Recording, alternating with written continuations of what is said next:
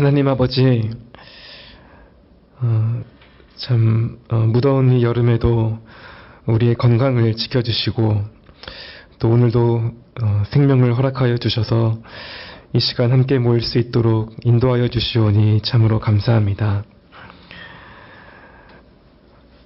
늘 우리에게 많은 필요가 있지만 외아들을 내어주신 하나님의 그 사랑과 은혜를 항상 기억하고 또 감사하며 살기를 간절히 소원합니다. 참 아들도 아끼지 않으신 그 하나님께서 또한 우리의 모든 필요를 채우신다는 그 사실을 믿게 하옵시고 늘 우리의 마음이 먼저 하나님의 나라와 뜻을 구하는 일에 매일 수 있도록 붙들어 주시옵소서. 우리가 악한 세상에서 믿음을 지키고 또 하나님의 자녀로 산다는 것이 참 쉽지 않지만 하나님 아버지, 참 하나님께서 여전히 살아계시고 교회를 지키시고 또 우리를 끝까지 붙들어 주신다는 것을 우리가 알고 또 우리 심령에 확증하여 주옵시고 또 그리하여서 늘 낙심하고 염려에 매인 삶이 아니라 참 기쁨과 담대함이 우리 삶에 더욱 충만해질 수 있도록 인도하여 주시옵소서. 우리가 신앙생활을 하면서도 저 자신의 만족을 위해서 사는 때도 참 많이 있는데 항상 우리 자신보다 하나님의 영광을 구하고 또 하나님의 이름을 높이는 그런 마음의 소원이 우리 안에 있게 하옵시고 또 언제나 우리의 삶의 목표가 이 한 가지 일을 벗어나지 않도록 항상 말씀으로 교훈하여 주옵시고 바른 길로 인도하여 주시기를 간절히 소원합니다. 특히 또 교회 안에 몸과 마음이 지친 자들에게도 동일한 은혜를 허락하여 주옵시고 어떤 상황에서도 우리의 심령을 새롭게 하시고 또 합력하여 선을 이루시는 그 하나님의 일하심이 무엇인지를 더 깊이 경험하는 그런 복된 역사가 있게 하여 주시옵소서. 또 이 시간 하나님의 말씀을 듣고자 하오니 복음의 진리가 우리 안에 남을 수 있게 모든 순간에 함께하여 주옵시고 또 깨닫는 은혜뿐만 아니라 순종하고 또 누릴 수 있는 은혜도 허락하여 주셔서 참 우리가 믿는 하나님이 얼마나 위대하시고 그런 하나님의 자녀로 사는 게 얼마나 복된 삶인지를 더 깊이 알아가는 이 시간이 되게 하여 주시옵소서. 모든 것을 주님께 의탁드리옵고 존귀하신 예수님의 이름으로 기도하옵나이다. 아멘. 네, 하나님 말씀 요한 1서 5장 18절부터 21절까지를 보도록 하겠습니다.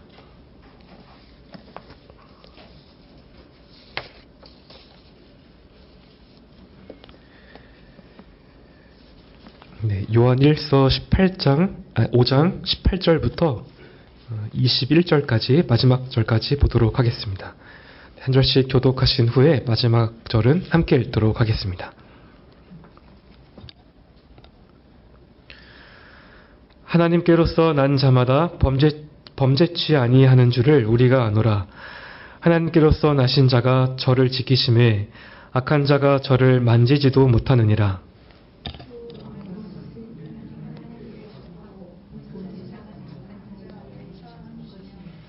또 아는 것은 하나님의 아들이 이르러 우리에게 지각을 주사 우리로 참된 자를 알게 하신 것과 또한 우리가 참된 자 곧 그의 아들 예수 그리스도 안에 있는 것이니 그는 참 하나님이시요 영생이시라. 자녀들아 너희 자신을 지켜 우상에서 멀리하라.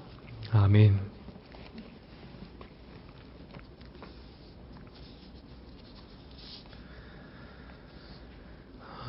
네, 이제 오늘 본문을 끝으로 해서 이 요한 1서가 마무리가 됩니다. 지난번에 말씀을 드린 것처럼 이 5장 13절부터 21절은 결론부라고 할 수 있습니다. 특히 13절은 이 서신의 기록 목적을 분명하게 밝히고 있죠. 요한은 참된 신자들의 마음에 영생의 확신을 심어주고 또 불필요한 어떤 두려움이나 의심을 제거하려고 했습니다. 그래서 이 서신에는 이 안다라고 하는 단어가 상당히 많이 등장합니다. 이 구원의 확신을 얻기 위해서 알아야 하는 그런 내용들을 요한이 계속해서 제시를 해왔고요. 또 이제 결론부에서 그 모든 내용들을 요약을 하고 있는데 여기에서도 이 안다라고 하는 이 단어가 7번이나 등장하고 있습니다. 그만큼 요한이 이런 사실들을 우리가 꼭 알기를 원하고 있습니다. 그리고 이런 확신을 통해서 충만한 기쁨을 누리며 살기를 바라고 있는 것이죠. 먼저 지난 본문이었던 13절부터 17절에서 요한이 참된 신자가 가져야 하는 확신에 대해서 먼저 두 가지를 말했습니다. 첫째로 예수님을 하나님의 아들로 믿는 자들에게는 영생이 있다라는 겁니다. 이 영생은 우리가 예수님을 어떤 분으로 알고 믿느냐 하는 그 사실에 달려 있습니다.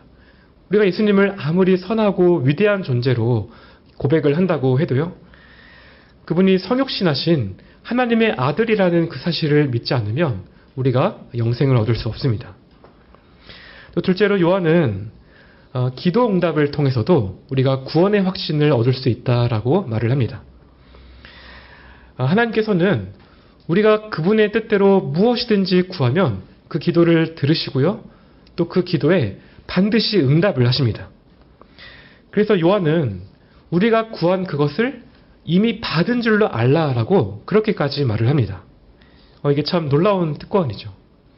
그러면 우리가 어떻게 해서 이런 놀라운 특권들을 누리게 되었는가라고 할 때에 이건 역시 우리가 영생을 가진 하나님의 자녀이기 때문에 그렇다 하는 겁니다.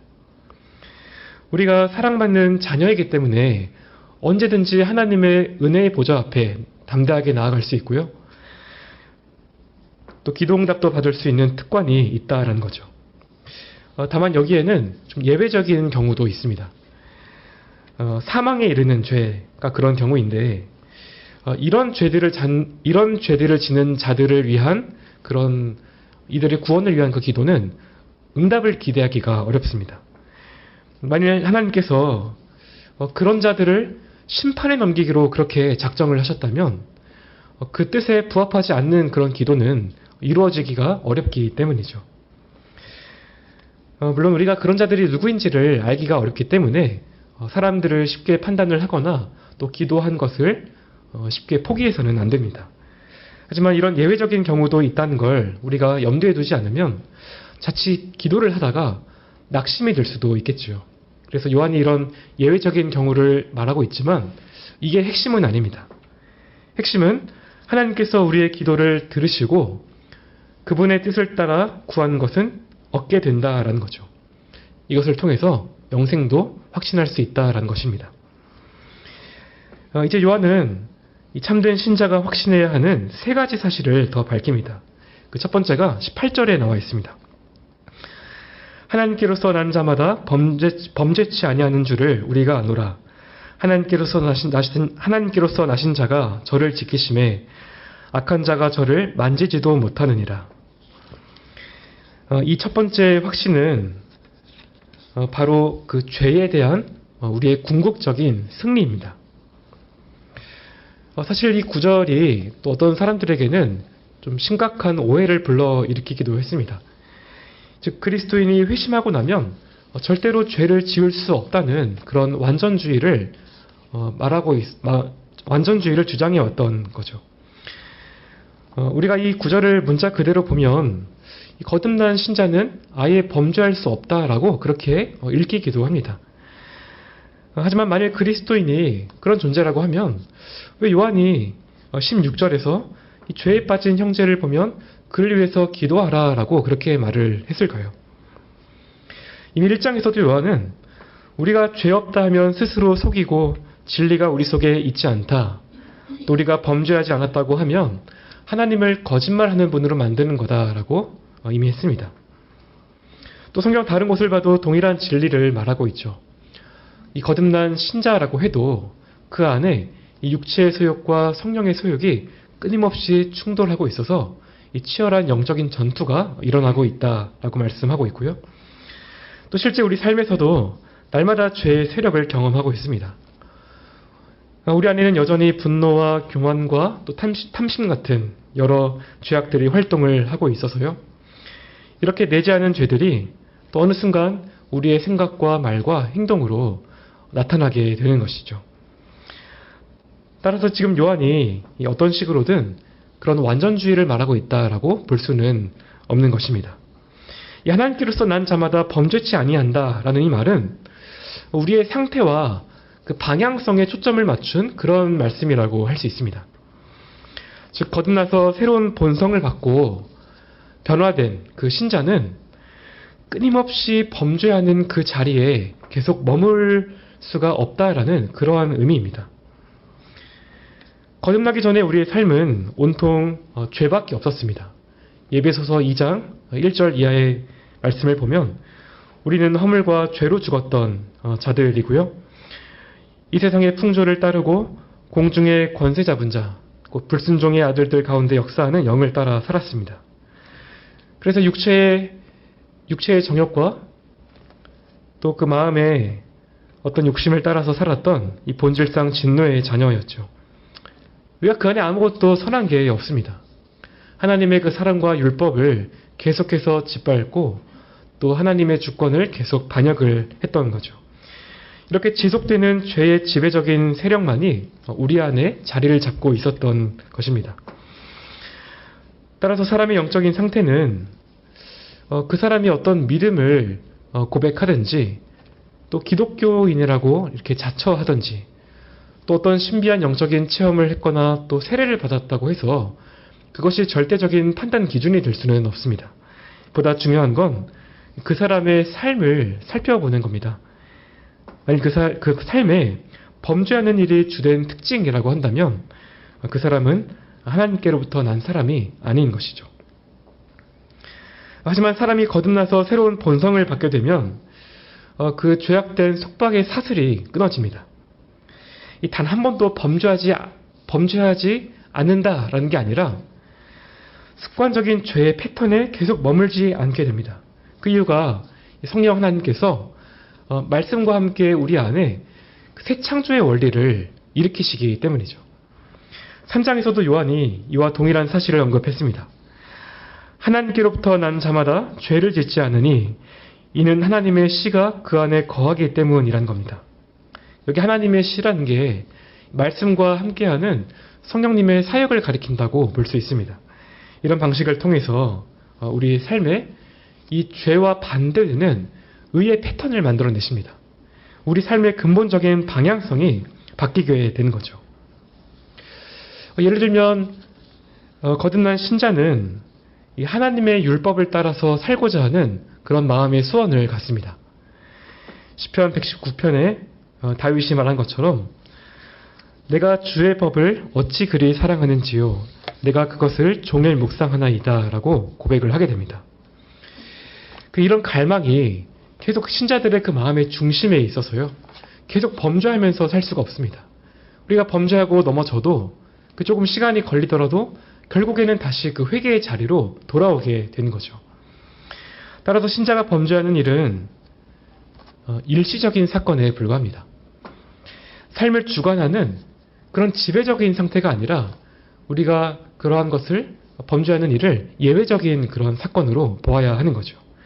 이게 바로 우리가 원수 마귀의 지배에서 벗어나 하나님의 자녀가 되었다라고 하는 첫 번째 놀라운 확신입니다. 여러분 그런데 우리가 이렇게 계속해서 죄에 대해서 승리하고 영원한 구원에 이를 거라고 하는 그런 그 보장을 우리가 어디서 찾을 수 있을까요? 여기서 요한이 이런 우리의 그 확신을 더욱더 강화시켜주고 있습니다. 우리가 궁극적으로 승리할 수 있는 그 이유는요, 우리가 어떤 남들보다 의지력에 뛰어나거나 또 신앙적인 분투가 뛰어나서가 아니고요, 이 승리의 근거가 전적으로 우리의 바깥에 있습니다. 18절에서 요한이 뭐라고 하고 있습니까? 하나님께로서 나신 분이 저를 지키심에 악한 자가 저를 만지지도 못한다 라고 하죠. 여기에 하나님께로서 나신 분은 바로 하나님의 독생자이신 예수 그리스도를 가리키는 표현입니다. 예수님께서 우리를 지키신다라는 거죠. 즉 신자가 다시 어둠의 속박으로 돌아가지 않고 끝까지 구원을 얻을 수 있는 그 이유는요, 졸지도 주무시지도 않는 우리 주님께서 친히 우리의 파수꾼이 되어주시기 때문이라는 것입니다. 실제로 주님께서 이런 확신을 표현하셨습니다. 요한복음 6장에서 이런 말씀을 하셨죠. 나를 보내시는 이의 뜻은 내게 주신 자 중에 내가 하나도 잃어버리지 아니하고 마지막 날에 다시 살리는 이것이니라. 또 요한복음 17장에 나타난 이 대제사장적인 기도에서도 이런 확신을 표현하십니다.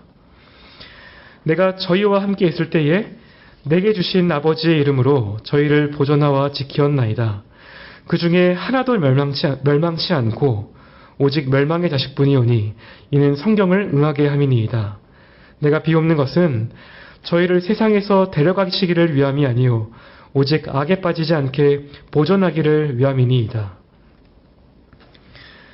이처럼 우리의 구원이 오직 주님의 그 손과 능력에 단단하게 묶여 있습니다. 주님께서는 그렇게 하기를 원하시는 분이시고 또 그렇게 얼마든지 하실 수 있는 그런 분이시죠. 그리고 결국에는 큰 기쁨으로 그분의 영광 앞에 흠없이 서게 하십니다. 또 이런 보호하심이 얼마나 확실한지 요한이 악한 자가 저를 만지지도 못한다라고 강조하죠. 여러분, 이 마귀는 우리를 유혹하고 괴롭게 할 수 있습니다. 또 무섭게 체질을 하고 낙심케 하면서 또 우리의 의지를 충동하고 때로는 범죄하게 할 수도 있습니다. 하지만 이 마귀가 절대로 할 수 없는 한 가지 일이 있는데 우리의 그 영혼을 다시 자신의 그 소유로 삼는 것입니다. 악한 자가 만지지도 못한다라는 말의 의미가 바로 이것이죠. 여기 만지다라고 하는 말은 단단히 붙잡아서 소유하고 지배한다라는 그러한 의미가 있습니다. 이걸 하지 못하도록 주님께서 보호를 해주신다라는 거죠. 이 욥의 경우가 하나의 예시가 될 수 있는데요. 사탄이 이 욥을 거꾸로 때리고 싶었지만 하나님께서 욥과 그의 모든 소유를 지켜주셨기 때문에 그렇게 할 수가 없었습니다. 그래서 사탄이 이렇게 말하죠. 욥이 까닭 없이 하나님을 경외하겠습니까? 주께서 그와 그의 집과 또 사방에 있는 그의 모든 소유의 울타리가 되어주시지 않았습니까? 하지만 주님의 손을 펴서 그의 모든 소유를 쳐보십시오. 그러면 그가 주님을 정면으로 저주할 것입니다. 하지만 이 사탄의 마지막 말이 틀린 것으로 드러났죠. 하나님께서 울타리를 조금 낮추셔서 사탄의 공격을 허용하셨지만 오히려 욥이 하나님을 찬양하고 나섰던 것입니다. 주신 자도 여호와시요 취하신 자도 여호와시니 여호와 이름이 찬송을 받으실지니이다. 이 이야기의 요지는 비록 하나님께서 사탄으로 하여금 얼마간 욥을 치도록 하셨지만 그 가운데서도 욥을 계속 지켜주셨다라는 것입니다. 이렇게 주님께서는 우리를 모든 악의 세력에서 건지시고 마침내 영광스러운 천국으로 인도하십니다. 이것이 우리가 확신해야 하는 참 가슴 벅차고 놀라운 그러한 확신이죠. 하나님께서는 이미 우리의 궁극적인 그 승리를 보장하셨습니다. 정말 이것이 하나님의 그 뜻이고 또 이 말씀에 기록이 되어 있다라고 한다면 또 하나님께서 그것을 약속하셨고 또 그리스도께서 간절하게 중보하셨고 하나님께서 우리를 위하신다면 누가 우리를 대적할 수 있을까요? 누가 우리를 정죄하고 또 이길 수 있을까요? 이처럼 신자의 구원은 참으로 객관적이고 절대적으로 안전합니다. 이 사실을 진정으로 깨닫는다면 우리의 남은 때에 그런 세상과 마귀의 위협을 담대하게 극복할 수 있고요. 또 하나님의 자녀된 기쁨을 풍성하게 누리며 살아갈 수 있습니다. 요한이 전하는 두 번째 확신은 19절에 나와 있습니다. 또 아는 것은 우리는 하나님께 속하고 온 세상은 악한 자 안에 처한 것이며 여기에 나타난 이 두 번째의 진리가 무엇이냐 하면 우리가 하나님께 속해 있다라는 것입니다. 이 영광스러운 진리를 우리가 확신해야 한다는 거죠. 먼저 요한이 온 우주를 단 두 개의 영역으로 구분을 합니다.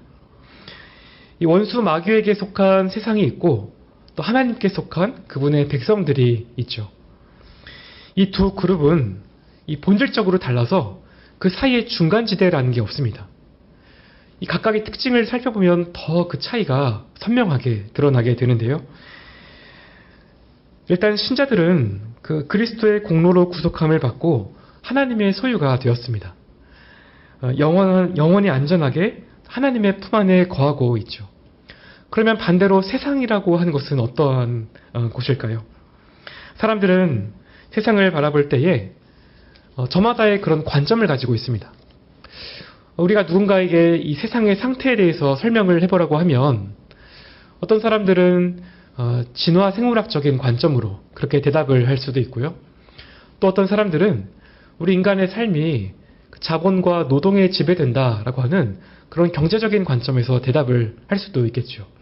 또 어떤 정치나 윤리나 또 그 외 다른 관점으로 설명을 할 수도 있을 것입니다. 하지만 요한이 말하는 세상은 본질적으로 다릅니다.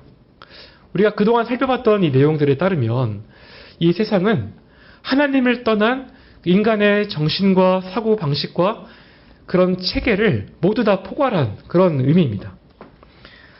즉 사탄의 권세 아래에 있는 사람들과 삶의 방식 전체를 가리키는데 여기에는 정치, 경제, 교육, 문화, 오락과 같은 이런 모든 체계들이 다 포함이 되어 있습니다. 이런 체계 안에서 인간이 하나님과의 교제 없이 스스로 만족을 추구하면서 살아가려고 하죠. 그러면서도 사람들은 무엇이 잘못됐는지를 전혀 알지 못합니다. 왜냐하면 사람들이 영적으로 완전히 눈이 멀어서 인간이 마치 스스로가 어떤 고상한 존재인 것처럼 그렇게 생각을 하는 거죠. 그러면 지금처럼 이 과학과 문명이 이렇게 고도로 발달된 그런 시대라고 한다면 좀 더 나아지거나 달라진 게 없을까요? 하지만 그렇지가 않습니다. 세상은 여전히 약한 자의 지배를 받고 있어서요. 그 많은 지식과 이 기술까지도 이 어두운 세상의 본질을 더욱 교묘하게 가리는 그런 도구로 이용을 하고 있는 거죠. 그러면 이렇게나 다른 세상과 참된 신자를 구분하는 그 기준이 무엇일까요? 사람들이 흔히 생각하는 것처럼 어떤 종교적인 열심이나 어떤 도덕적인 그런 행실이 아니고요. 절대적이고 유일한 기준이 있는데 바로 그 예수 그리스도의 사역과 인격을 어떻게 받아들이느냐, 어떻게 대하느냐에 달려 있습니다.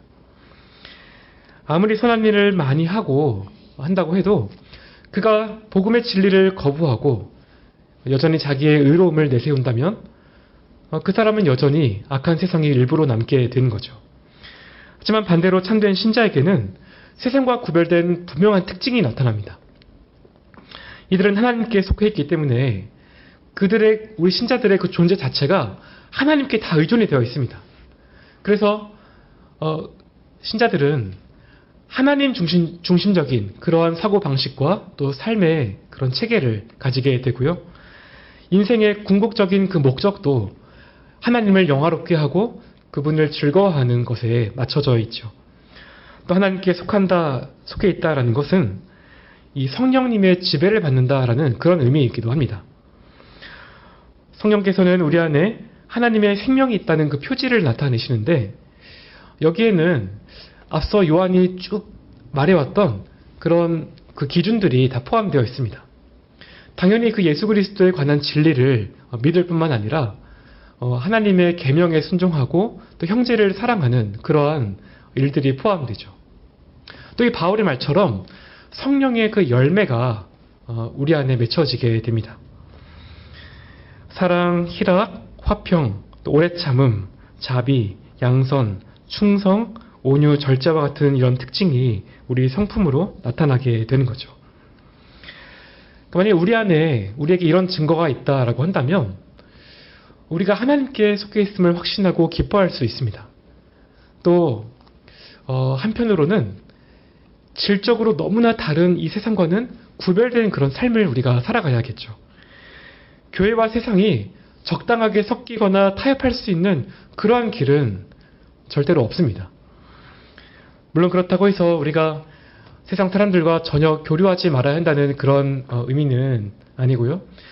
그렇지만 우리가 이 세상의 풍조에 그렇게 휩쓸려서도 안 되겠죠. 우리가 이 약한 세상의 한복판에 그렇게 살고 있지만 세상을 사랑해서는 안 됩니다. 대신 우리는 주님을 더욱 닮아가야 하겠죠. 하나님께 온전히 속한 자들처럼 세상과 구별된 그런 순례자로 살아가야 합니다. 또 우리가 이런 순례자로 이렇게 살아갈 때에 우리의 눈에 비춰지는 그 세상 사람들이 조금 다르게 보여야 합니다. 그들을 미워하고 그렇게 정죄하는 것이 아닙니다. 왜냐하면 우리가 결국에는 이 세상이 다 지나가고 하나님의 심판이 곧 다가온다는 것을 우리가 알고 있기 때문이죠. 심지어 한때는 우리도 그들과 같은 처지에 있었기 때문에 더더욱 긍휼한 마음을 그들에게 품어야 하는 것입니다. 따라서 우리는 복음을 전하는 일에도 부단하게 애를 써야 하고요. 이런 거룩한 정체성을 잘 지켜가면서 이 일에 힘쓴다면 복음이 능력으로 나타나게 될 것입니다. 이제 요한은 20절에서 마지막 세 번째 확신으로 넘어갑니다. 20절 말씀을 제가 읽겠습니다. 또 아는 것은 하나님의 아들이 이르러 우리에게 지각을 주사 우리로 참된 자를 알게 하신 것과 또한 우리가 참된 자 곧 그의 아들 예수 그리스도 안에 있는 것이니 그는 참 하나님이시오 영생이시라. 여러분 우리가 붙들어야 하는 또 한 가지의 그 진리가 무엇입니까? 그건 참 하나님을 아는 그 지각을 우리가 갖고 있다라고 하는 그 확신입니다. 요한이 한 구절에서 우리가 무엇을 알고 있고 이게 어떻게 가능한지를 지금 매우 그 어떤 벅찬 심정으로 그렇게 말을 하고 있는데요. 앞서 우리는 영생을 가졌고 또 우리의 기도가 응답을 받고 죄에 대하여서 궁극적인 승리를 거두었다라는 것과 또 세상과 구별되어서 하나님께 속해 있다는 그런 사실을 확인했죠. 여러분 그런데 이런 모든 영광스러운 그 진리를 우리가 어떻게 참된 것으로 확신하고 누릴 수 있는가라고 할 때 그건 하나님의 아들께서 우리에게 이 지각이라고 하는 놀라운 선물을 주셨기 때문입니다. 우선 우리가 이 요한이 말하는 그 지각이 무엇인지를 알아야겠죠. 우리가 보통 지각이라고 하면 어떤 그 사물의 이치를 잘 파악하고 분별하는 그런 능력을 말합니다. 그래서 어떤 학문과 또 교양과 경험이 좀 이렇게 풍부하면 그 사람이 지각에 뛰어나다라고 그렇게 말을 할 수 있습니다. 하지만 가장 이 본질적이고 영적인 일들을 깨닫는 일에 관해서는 그렇지가 않습니다. 성경에 따르면 세상은 영적인 지각에서 완전히 어두워져 있고요. 사람의 힘으로는 절대로 영적인 진리를 깨달을 수 없다라고 그렇게 말합니다. 예를 들어서 성경에 등장하는 그 니고데모를 한번 생각해 보십시오. 그는 이스라엘의 최고 학자였고 또 율법의 선생이었죠. 당시에 그보다 더 종교적인 지식을 많이 가진 사람이 드물었을 것입니다. 그런데 그가 예수님을 만났을 때 어떤 큰 권능을 지니고 계시지만 자기가 도저히 이해할 수 없는 그런 분이라는 어떤 느낌을 받았습니다. 그래서 한밤중에 예수님을 찾아갔죠. 그때 주님께서 사람이 거듭나지 아니하면 하나님 나라를 볼 수 없다라고 말씀하셨습니다. 하지만 그때 니고데모의 그 반응이 어떠했습니까? 이 예수님의 말씀을 육신적인 그런 차원으로 받아들여서 사람이 늙어서 어떻게 태어날 수 있습니까? 어머니 뱃속에 두 번째 들어갔다가 태어날 수 있습니까? 하고 반문을 했던 거죠. 이처럼 아무리 인간의 어떤 지성이 뛰어나다라고 해도요, 영적인 지각이 닫혀 있으면 이 영적인 진리 앞에서는 그저 맹인에 불과하다는 사실을 우리가 잘 알 수 있습니다. 그러면 지금 우리는 어떻게 해서 이 진리를 깨닫게 되었을까요? 그건 주님께서 우리 마음에 성령을 보내주셨기 때문에 그렇습니다. 성령께서 우리의 닫혀있던 영적인 눈을 열어주시고 진리를 깨닫게 하신 거죠. 그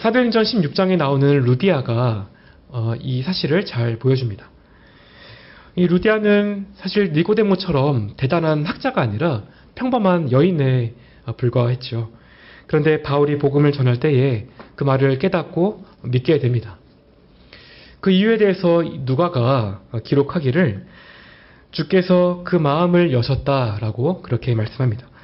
주님께서 성령을 통해서 루디아의 영적인 지각을 열어주셨기 때문에 진리를 깨달을 수 있었다라는 거죠. 이처럼 우리가 하나님을 알기 위해서는 반드시 위에서 주어지는 초자연적인 은혜가 필요합니다. 이런 주권적인 성령의 역사가 없으면 그 어떤 진리도 발견할 수가 없는 거죠.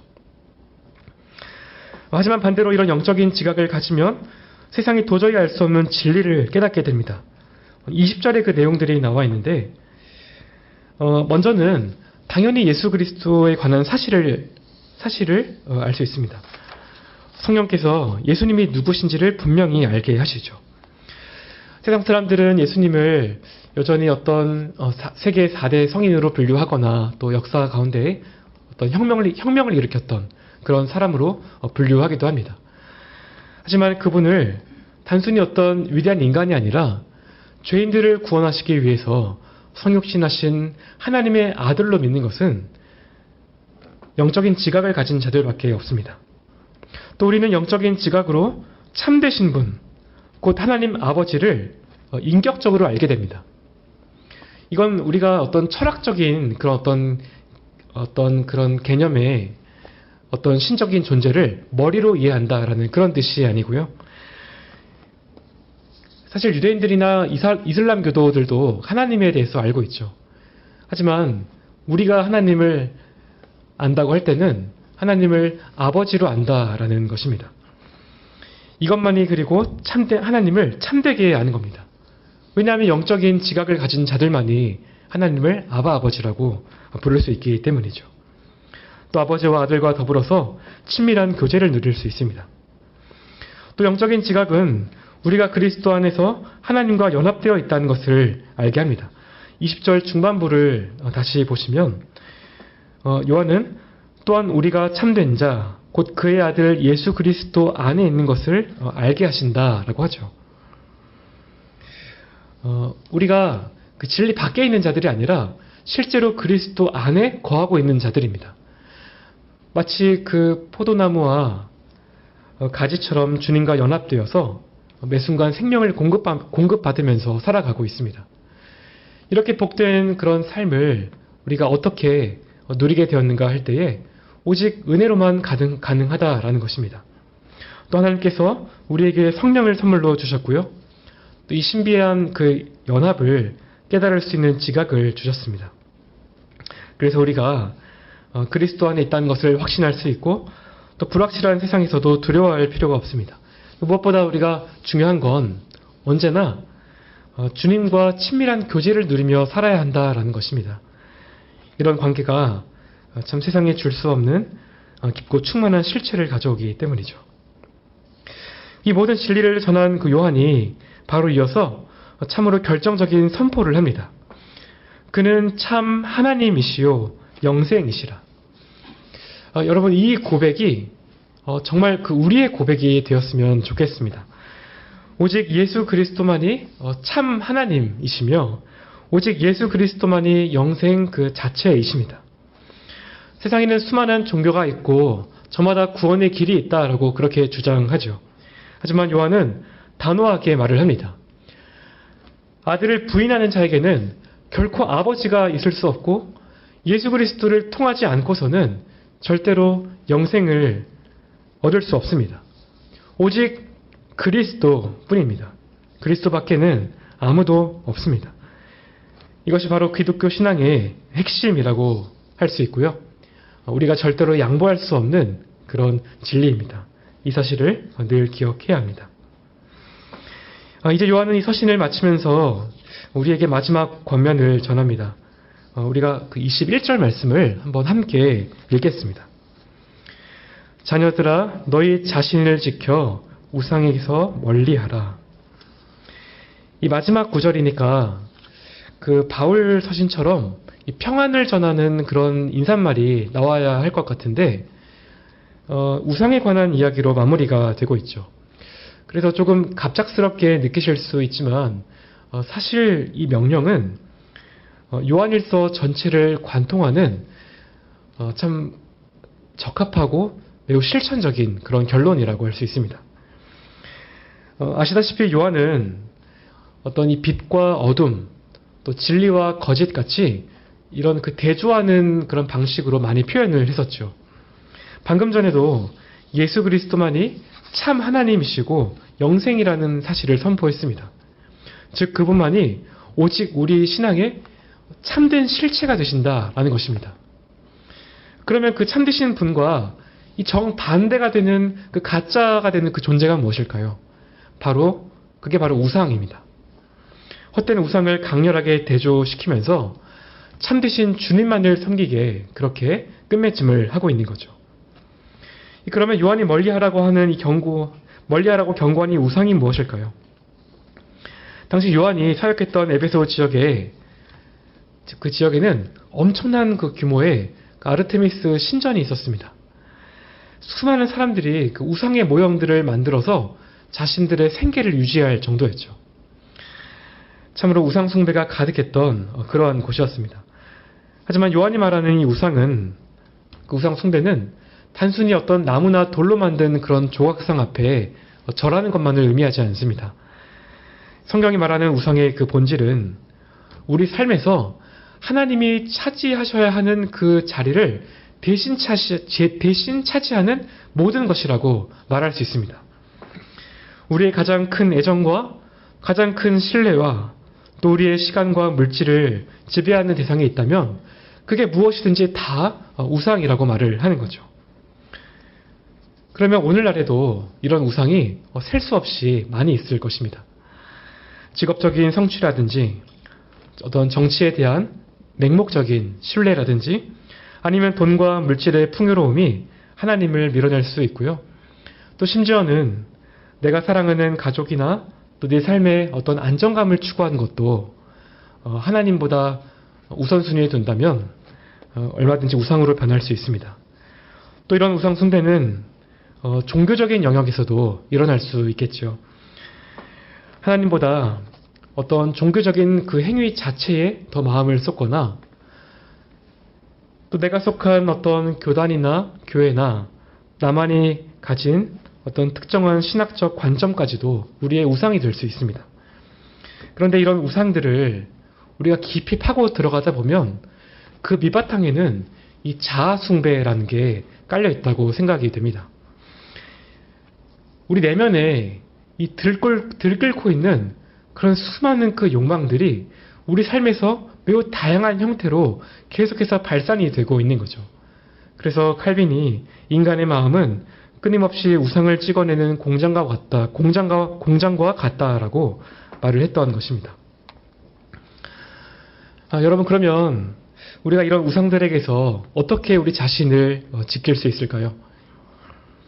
요한이 너희 자신을 지키라 라고 할 때에 이 지키라고 하는 이 말은요, 전쟁터에서 철저하게 방어하고 경계하라는 이 군사적인 용어입니다. 물론 18절 말씀처럼 주님께서 우리를 친히 지켜주시지만 동시에 우리에게는 수동적으로 머물지 않고 계속해서 치열하게 싸울 그런 책임이 주어져 있습니다. 또 세상의 헛된 것들에 속지 않기 위해서는 우리가 받은 그 영적인 지각을 잘 활용하는 게 또 너무나 중요하겠고요. 하지만 무엇보다 확실한 방법은 단순히 율법적으로 우리가 무엇인가를 계속 금하는 데 있지 않습니다. 우리 안의 우상들을 쫓아내는 그 유일한 길은 참 하나님이신 예수 그리스도와의 그 친밀한 교제 안에 우리의 영혼을 온전히 적시는 것입니다.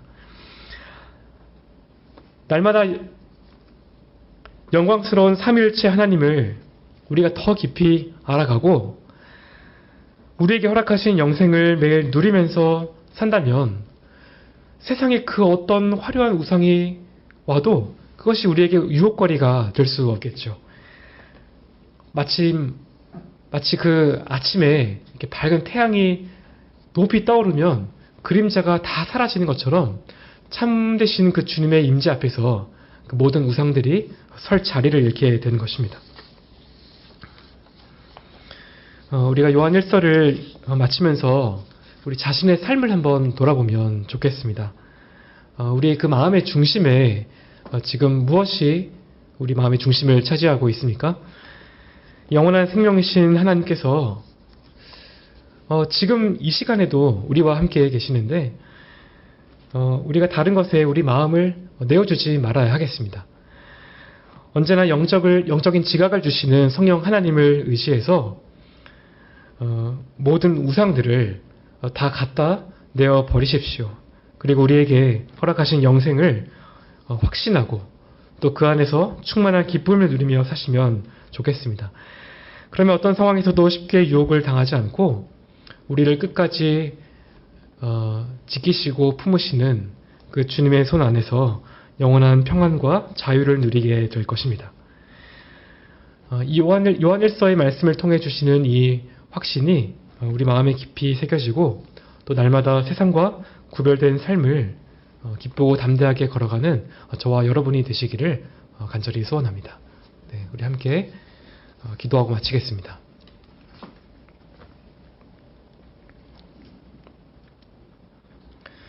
하나님 아버지, 참으로 은혜롭고 자비하신 하나님, 그동안 요한 1서의 말씀으로 우리를 교훈하여 주시고 무엇보다 우리에게 얼마나 놀랍고 영광스러운 확신이 주어졌는지를 다시금 깨닫게 하시오니 참으로 감사를 드립니다.